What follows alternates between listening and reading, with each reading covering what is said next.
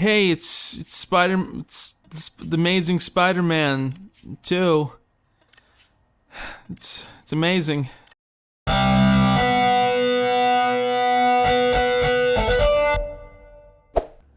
Okay, so here's the history of Spider-Man games. There was some really good ones, because for some reason, licensed games back in the day were actually good. Better than most games. It's strange, I know. But, you got like Jurassic Park and Spider-Man and Aladdin on the Genesis. Come on, those are the shit. But, then they didn't. They're not good anymore. So that's kind of a bummer. But Spider-Man has managed to have a little hits, a few gems hidden here and there. Spider-Man 2, everyone loves Spider-Man 2 because the webs, they attach to buildings and have physics. Just little things that no one can seem to replicate from 10 years ago on far inferior hardware. And then there was some shitty ones, like Edge of Time and Spider-Man 3. But then, there was some other good ones, like Shattered Dimensions and The Amazing Spider-Man 1. That was okay. I liked it. I know some people didn't like it, but even though the webs didn't attach to buildings, it still felt good because, I don't know, they got the camera so close up Spider-Man's ass that you couldn't even really see that the webs weren't attaching to buildings. I mean, obviously they weren't, but it still felt like, woohoo, I'm swinging around, aha. And now we're at, Amazing Spider-Man 2, which they claimed would have webs that did attach to buildings. Just, they will attach to buildings. And for the most part, they do. Like 92.8% of the time they attach to buildings. Sometimes they won't. Sometimes they won't. I don't know why. Sometimes they'll just attach to the sky, because. But, for the most part, it looks good. It looks like it's trying to attach to a building that percent of the time that I said. That I don't remember because it was random. In every other aspect, though, I mean, for some reason, this feels less polished than the first Amazing Spider-Man game, which doesn't make any sense because they only had, like, a year to make The Amazing Spider-Man 1. I mean, they said they were working on it for 2 years, but they had Edge of Time come out in 2011, and then The Amazing Spider-Man come out in 2012, so they probably had the concept art done for the first year or so. But, yeah. So with this one, though, they've had 2 full years of development time since the last Amazing Spider-Man movie came out in 2012, and for some reason, it's just less polished. It doesn't, I don't know. I don't know. It's crazy.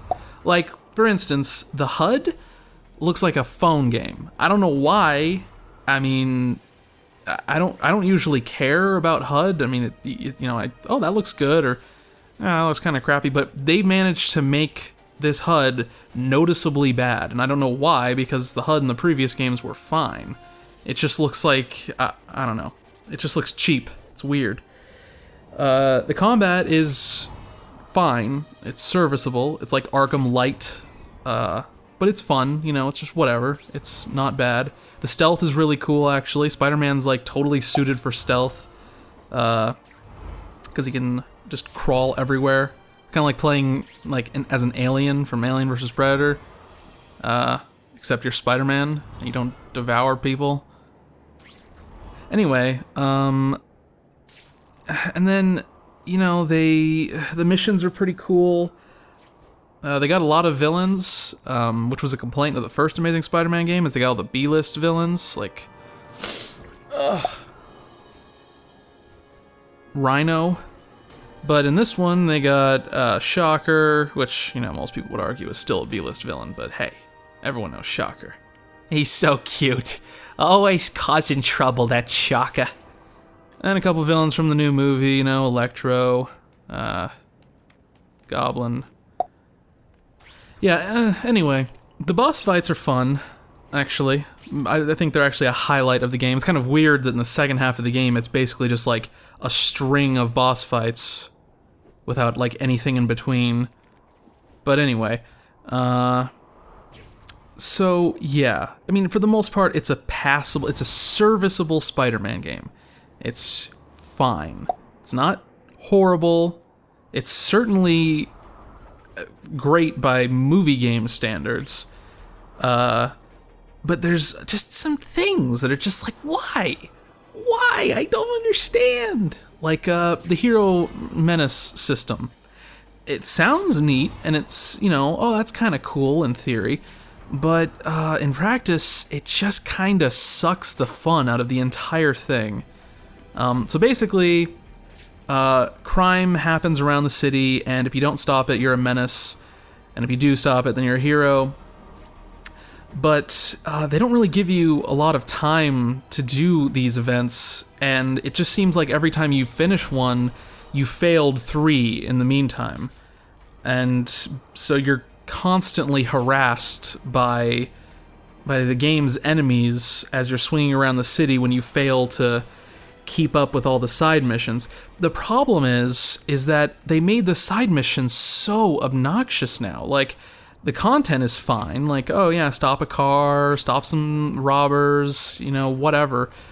But after every single one, they have to play a stupid little video clip that, while is kind of cool the first 10 times, you soon realize that, okay, every time you complete one of these, you're going to hear the same stupid news report with a picture that has nothing to do with what you just did over and over and over. And so you just don't want to do it. You just don't. And then you'll be swinging around the city like, oh, great, a fucking building's on fire. Great, fantastic. And if I don't do that, then I'm going to be harassed by these flying fucking robots. And if I do it, then I'm going to fail 3 other things while I was doing it, and they're still going to come at me with these fucking robots and harass me. So it's just a no-win situation. And, okay, I get that that's, you know, they want you to feel like Spider-Man. You're fighting a losing battle. You're just trying to control crime in the city. Whatever. But at least give us the option to turn that shit off after we've beaten the game. Because as it stands, I don't enjoy swinging around the city with this system in place. It's just not fun, and that's half the reason you buy a Spider-Man game. You don't expect it to be some amazing title, but swinging around the city, they've managed to make that more of a hassle than anything. So, that sucks. An option to turn off that system after you beat the game would go a long way towards making this more fun. Also, an option to change the time of day after you've beaten the game. It's just another example of, like, this game feels less polished than the last one. Like, why would you take a feature out that you had in the first game, something as awesome as being able to change the time of day after you've beaten the game so you can swing around the city freely without being annoyed constantly at night or at dusk or at dawn? I don't know. I just don't know. It just, you know, it just,